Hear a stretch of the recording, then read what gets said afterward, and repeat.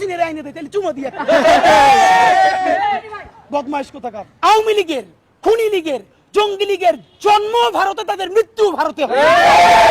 বাংলাদেশে তাদের কোনো শিকড় নাই। দেখেন এখন তাদের নতুন নেতৃত্ব আনতে চায় সজীব ওয়াজেদ জয় আমেরিকায় বৈশা, আর নিজে দিল্লিতে আছে না নাই তাও তো জানি না। এখন কোন অবস্থায় আছে, চিতে আছে, কবরে আছে, নাকি ট্রমায় আছে নাকি নাই, এটা তো তার কালকে ক্লিয়ার করা উচিত। আমার ধারণা সে তো ভালো অবস্থায় নাই, কারণ যেই রিয়েকশন মেম্বার দেওয়ার কথা সেই রিয়েকশনও যে হাসিনা দিছে 15 বছর ধইরা, এখন তারে পোলাপান যেই সব চুদলিং পং পং বলে, এটা তার উচিত তো নারায় তাকবীর বলে গালি দেওয়া, কিন্তু সে দিতেছে না। এত ভালো তো এই বয়সে তার হওয়ার কথা না। এই যে আমাদের মুখের ভাষা খারাপ হইছে কেমনে, এত শেখ হাসিনা বানাইছে। আমাদের এইখানে এমন পোলাপান আছে জীবনে একটা খারাপ কথা বলে নাই। জুলাইয়ের গণহত্যায় রক্ত দেখা, মস্তিষ্ক উইরা যাওয়া দেখা এমন কোন জঘন্য ভাষা নাই সে শেখ হাসিনার ব্যাপারে প্রয়োগ করে নাই, কারণ গণহত্যাকারীর বিপরীতে মাজলুমের গালি হইল তার মহাকাব্য। বা এখন আবার কিছু বুদ্ধিজীবী দাঁড়াইছে, তোমরা গালি দাও, দিবি কি তাহলে চুমা, হাসিনের আইনে দেয় তাহলে চুমা দিয়ে বদমাইশ কোথাকার। তো এইসব গ্রুপ দিয়ে চলবে না।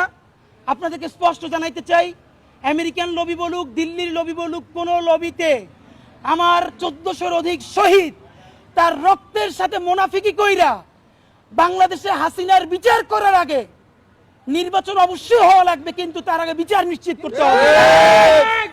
আমাদেরকে বারবার সমঝোতা করানো হয়েছে গত 50 বছর ধইরা।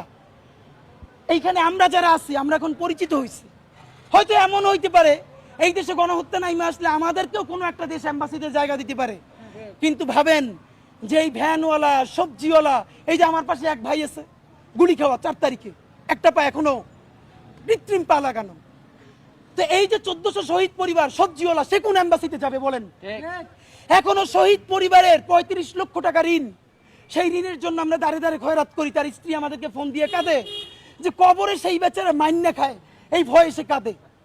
ভাবেন আমাকে ফোন দিয়ে বলতেছে যে তোমার আঙ্কেল কবরে 35 লক্ষ টাকা ঋণ, আমি অসুস্থ হয়ে যাইতেছি, যে তাড়াতাড়ি মাফ না করলে তাহলে তো সে কবরে কি অবস্থা হবে। আমরা সেই ট্রমার মধ্য দিয়ে আসছি।